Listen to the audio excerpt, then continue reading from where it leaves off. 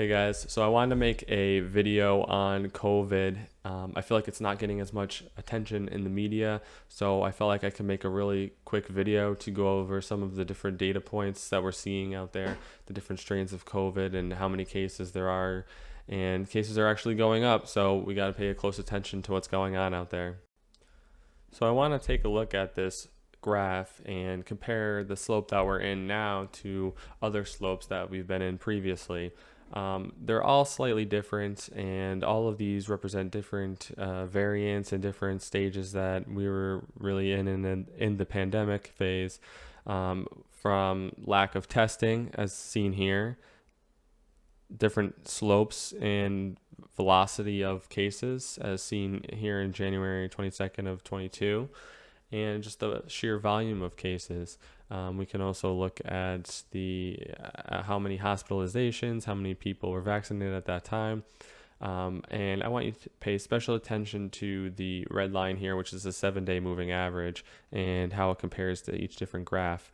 So I want to start at the beginning. You can see here, we all remember when the pandemic began and how sick people were getting. And it seems like it was almost more severe in the beginning, and that may be true, but it doesn't seem to be evidenced by that in this graph. So why is that? And one of the things I want to point out is that there was little to no testing. So we didn't know how many people actually had COVID on this graph, that is. We could certainly figure that out by their symptoms. Well, not all of it was 100% COVID, but you can see why was this slope much lower than further down the line a couple years later, and that was simply because we didn't have the same testing as we did or as we do now back then. Certainly it was a different strain as well, and that's another thing to take into account. But when we go back and look at the early 2020s, it's hard to kind of compare that data because there wasn't good testing.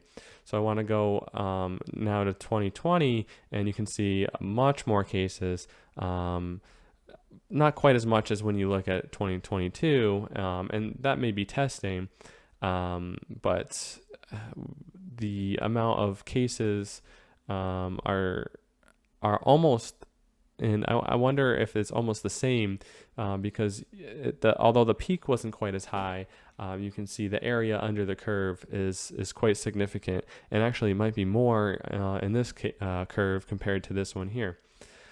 Now, each wave was slightly different in duration, and you can see here in 2021 and 2022, significant amount of decline in the amount of cases.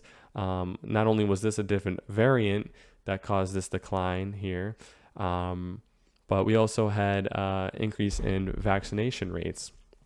The last number that was reported by the CDC currently here in 2022 was that 82.9% of Americans had at least one vaccination. Now, that's not really great data because we want to actually know how many have had a recent vaccine. Certainly, someone who got the vaccine 1 year ago would not be as well protected as someone who got the vaccine more recently. Another thing to consider is that the shots that are out now, or I'm sorry, the vaccines that are out now, some are approved for boosters, and some are not. So, how effective is a shot if it's just one? Well, it's not nearly as effective as someone who's had 2 shots or even a booster. There has been case studies that show that even a booster or another vaccine after the booster, either someone's 3rd or 4th shot is more effective than having only 1 shot. So 82.9% is not really a high number. We might not see that go up, but certainly we could see the amount of people who've had a 2nd shot or even the booster shot go up, and that could also lead to declines in the amount of cases. So I also want to talk about different types of variants and what variant is causing the most amount of cases, what is emerging, and what variants that we've had in the past. So here's another good graph where we can kind of eliminate the lack of testing, um, at least in the latter part. Now this is COVID-19 deaths, and how many of these early on were attributed to COVID when we didn't have the testing? That can be hard to say. So I'm not really going to comment on these earlier years, 2020 range, but let's go down to 2022, where we have more reliable data, a little bit better testing. Certainly people are still not getting tested 100%, but if you're sick enough to where you're passing away from COVID, more than likely you're in the hospital, not 100% of the time, but a greater majority of the time. And we can see there's two different spikes here, and a significant decline. That could be attributed to the different type of variant, the amount, and also the previous curve we looked at, the amount of cases and the amount of vaccinated people. It's been widely distributed in the research that people are less likely to have mortality from COVID if they do have at least one shot. Certainly a booster is better. But you can see that here as evidenced by the significant decline in deaths, and we're actually staying at quite a low level. Still, not great. 0 obviously would be best, but it seems to be at a flatter slope here, which is good, even though the amount of cases has been going up. So I have one more graph to go over here, and I feel like this is the biggest one for what's going to happen next, and kind of predicting the curves of cases and deaths, as well as what current variants are out there. And we can also use this data to compare ourselves and our current genomic variants of COVID compared to other states. So one of the things here is you can kind of see emerging variants as well as the predominant variants, and you can see which ones are actually dying out and which ones are growing. So here you can see BA1, and that's Omicron here lineage, and currently BA 1.1 is actually dying out, and so is BA2, and those were the two predominant strains. Also 2.121.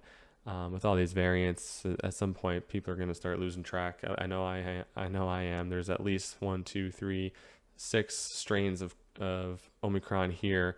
And don't forget about Delta, but that's basically non-existent at this point. And other, I don't even want to look at other. But anyways, let's take a look at the Omicron and what can we expect. Well, it looks like 2.12 is actually increasing as well, and you can see 1.1 and BA2 are actually decreasing. But looking towards the future, we want to kind of look at the emerging COVID lineages to kind of see which strain is going to be dominant, and kind of get our data from other countries who've already been through this. There are some studies that are coming out, and what it is actually indicating is that the new variants, specifically BA5, 4 and 5, aren't more contagious than the current strains of COVID. But it does seem that they're better at evading prior immunity. And what does immunity mean? Now, that could either mean vaccination, especially if you've had a vaccination greater than 6 months or even a year ago, you're at much higher risk than someone who was more recently vaccinated. And also, if you've had COVID in the past, that doesn't mean you're protected, especially with this new strain more than ever. That was always the case with previous strains. But now with this variant 4 and 5, they're seeing a lot more people getting reinfected. Sometimes people have had COVID who've had it once get it 2, and I've even know some people who've gotten it 3 times.